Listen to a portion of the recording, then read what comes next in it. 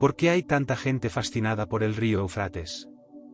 En este vídeo profundizaremos en este hito histórico, explorando su relevancia en la Biblia y en las profecías sobre el fin de los tiempos.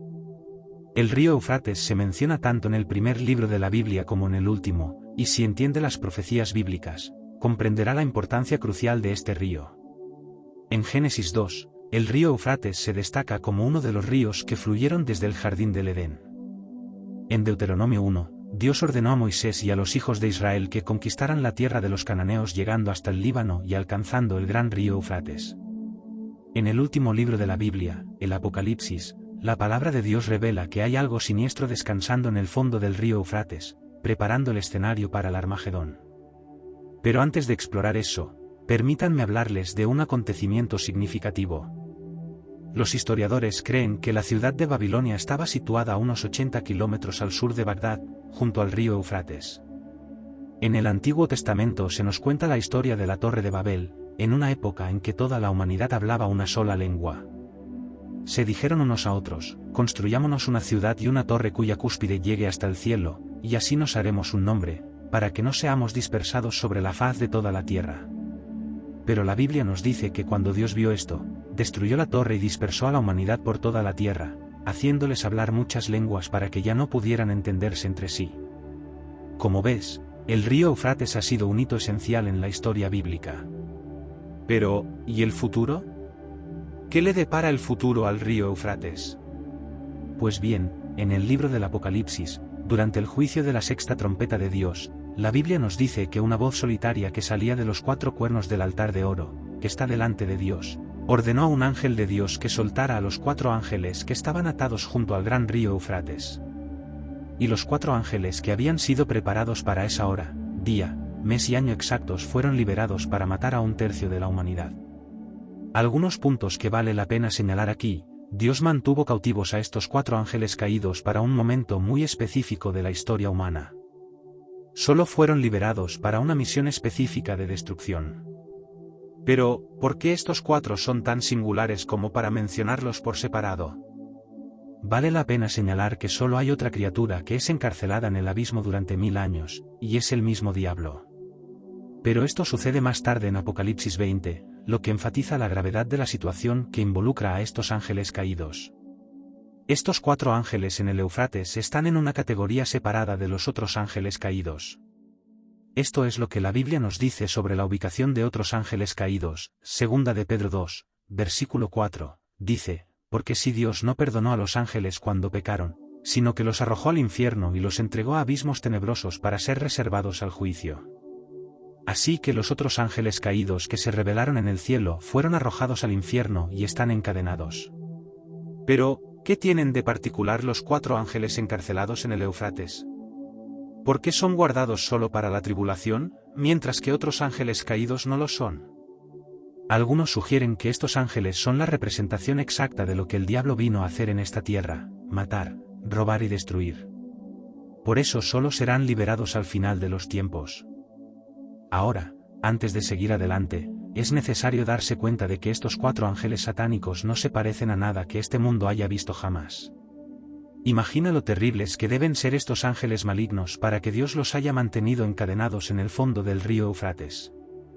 El único propósito de estos ángeles caídos es exterminar a 1/3 de la población mundial. Algunos comentaristas bíblicos especulan que estos ángeles pueden haber sido ángeles de alto rango que fueron expulsados del cielo junto con Lucifer. La Biblia nos dice que cuando Lucifer fue expulsado del cielo, 1/3 de los ángeles cayó con él.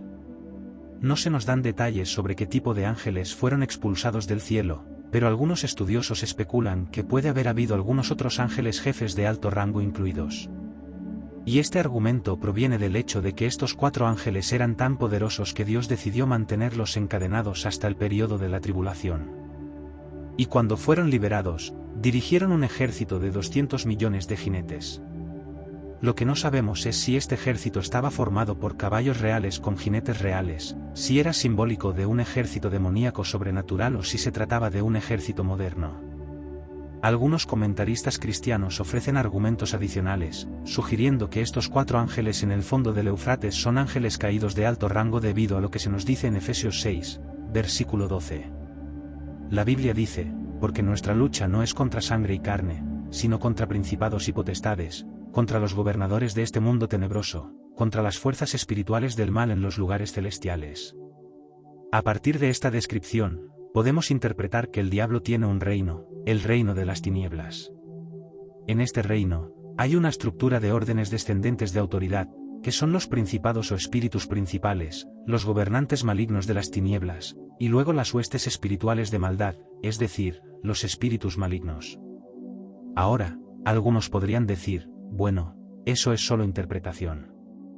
La Biblia no lo explica claramente. Bueno, si retrocedemos en el tiempo hasta el Antiguo Testamento, hubo un tiempo en que Daniel buscaba el rostro de Dios en oración porque quería una revelación sobre el futuro. Después de 3 semanas de intensa oración y ayuno, un ángel de Dios se le apareció a Daniel y le dio una fuerte pista sobre los espíritus malignos que lo guiaban.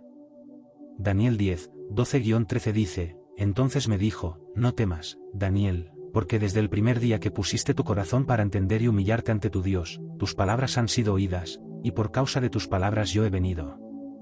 Pero el príncipe del reino de Persia se me resistió durante 21 días, pero he aquí que Miguel, uno de los primeros príncipes, vino en mi ayuda, y me quedé allí con los reyes de Persia.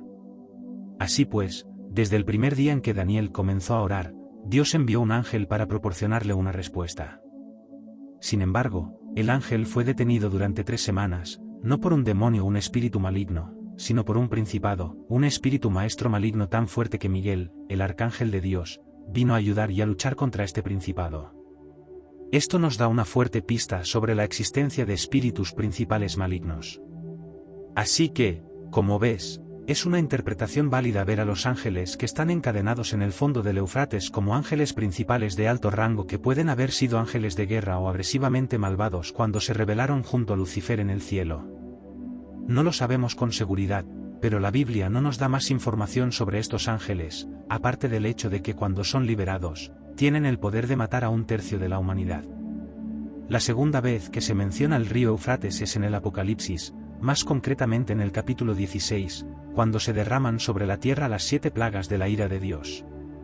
Apocalipsis 16, 12-14 nos dice, el sexto ángel derramó su copa sobre el gran río Éufrates, y sus aguas se secaron, para que estuviese preparado el camino de los reyes del oriente.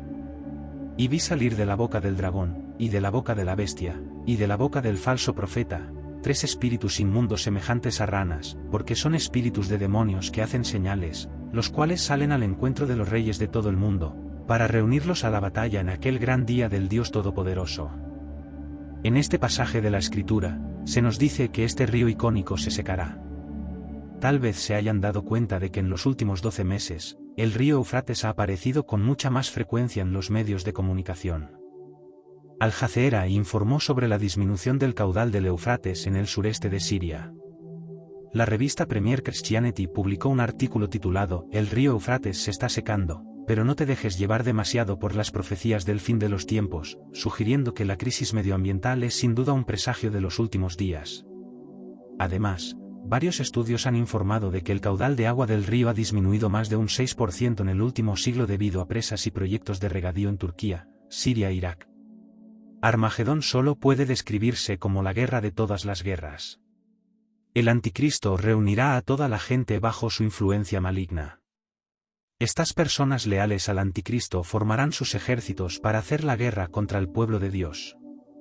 En esta batalla, Apocalipsis 19 nos dice, entonces vi el cielo abierto, y aquí un caballo blanco, y el que estaba sentado sobre él se llamaba Fiel y Verdadero, y juzga y pelea justamente. Y los ejércitos le seguían en el cielo sobre caballos blancos, vestidos de lino fino, blanco y puro.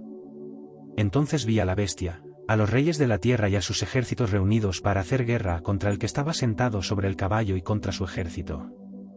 Como ves, Jesucristo dirigirá un ejército celestial a la victoria sobre los enemigos de Dios.